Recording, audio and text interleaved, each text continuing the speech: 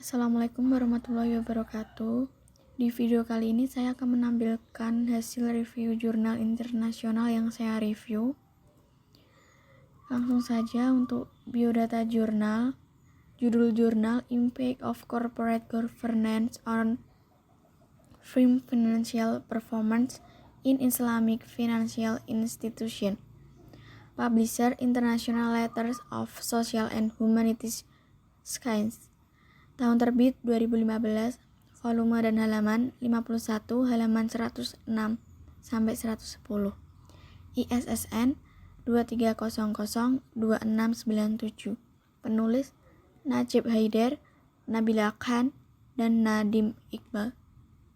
Selanjutnya pendahuluan. Tata kelola perusahaan didefinisikan sebagai mode di mana sebuah organisasi ditujukan, dikendalikan, dan diadministrasikan. Pembentukan tata kelola perusahaan menunjukkan distribusi peran tanggung jawab dan hak di antara konstituen yang berbeda dalam organisasi, seperti semua pemangku kepentingan, manajemen, dan pemegang saham. Mereka mengidentifikasi praktik dan prosedur kebijakan dan membantu untuk mengambil keputusan yang akurat untuk berbagai masalah dan urusan perusahaan. Dengan ini, mereka menawarkan komposisi di mana tujuan organisasi dikembangkan dan mengadopsi metode kreatif untuk mendapatkan dan mencapai tujuan tersebut melalui pemantauan kinerja di seluruh proses. Tata kelola perusahaan mungkin bekerja untuk menarik minat klien, korporat, dan investor dan memastikan bahwa perusahaan tujuannya adalah untuk memaksimalkan keuntungan bagi investor. Organisasi bisnis modern, pengelolaan utama dari pemangku kepentingan internal dan eksternal seperti direksi, manajemen puncak, bawahan, pelanggan, pemasok, pemegang utang dan kreditur, dan pemegang saham yang terlibat dan dipengaruhi karena perusahaan kegiatan. Direksi bertanggung jawab atas supremasi dan penetapan tujuan strategis korporasi dan memimpin mereka sampai menerapkan dan memfasilitasi dan mengawasi kemampuan manajemen personalia mereka. Kemudian mereka menyediakan laporan keseluruhan kepada pemegang saham.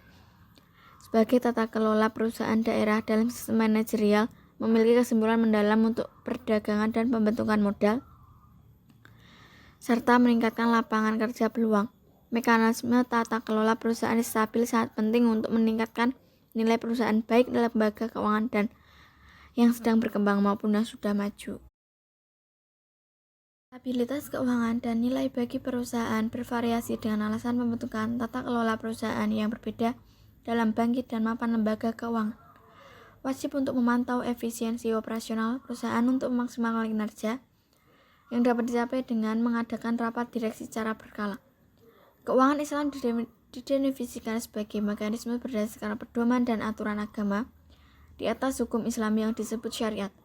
Ini menawarkan arah untuk berbagai aspek kehidupan yang melibatkan ekonomi, sektor perbankan, industri bisnis, serta dalam sistem hukum dan politik. Doktrin keuangan dasar syariat termasuk larangan ketidakpastian dan pengabdian bunga. Tata kelola perusahaan adalah menentukan kapasitas korporasi untuk membela kepentingan para pemangku kepentingan. Pada dasarnya mereka kepentingan baik berupa moral, takwa, maupun finansial. Sebagai asosiasi penyedia jasa keuangan syariah, para pemangku kepentingan mengantisipasi operasionalnya kegiatan tetap sesuai dengan syariat Islam. Tata kelola perusahaan memiliki arti penting bagi memperluas dan mengembangkan ekonomi negara-negara. Hal ini juga berkembang pesat dan berkembang di Pakistan dengan mengedarkan kode tata kelola perusahaan pada Maret 2002.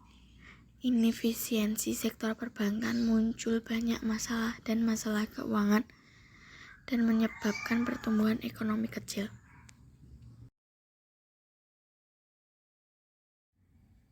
Jadi dibatasi dari efisiensi dan ketidakefektifan lembaga keuangan ini diperlukan untuk mengelola dan memimpin Andatas dengan cara yang tepat. Tujuan inti dari penelitian ini adalah untuk mengeksplorasi pengaruh dan hubungan antara perusahaan kelola dan kinerja keuangan bank syariah di Pakistan. Peneliti ini akan mengetahui kesenjangan yang telah diakui Penelitian ini akan memfasilitasi dan membantu klien korporat dan investor untuk memaksimalkan investasi di lembaga keuangan syariah. Tujuan penelitian yang pertama, untuk menemukan atau mengidentifikasi berbagai faktor atau variabel yang mempengaruhi kinerja keuangan perusahaan. Yang kedua, untuk mengeksplorasi pengaruh dan hubungan antara perusahaan, tata kelola, dan kinerja keuangan bank syariah. Metodologi penelitian menggunakan data primer dan sekunder untuk menganalisis hasil. Populasi dan sampel. Populasi dibentuk oleh Bank Syariah di Punjab, Pakistan. Data keuangan dari populasi laporan tahunan yang diterbitkan oleh Bank Negara Pakistan pada periode 2018 sampai 2012. Untuk hipotesis, yang pertama, hubungan positif antara ukuran dewan dan komite audit dan kinerja bank yang terbukti secara teoritis. Yang kedua, hubungan negatif dan korelasi antara ROE dan tidak ada pertemuan.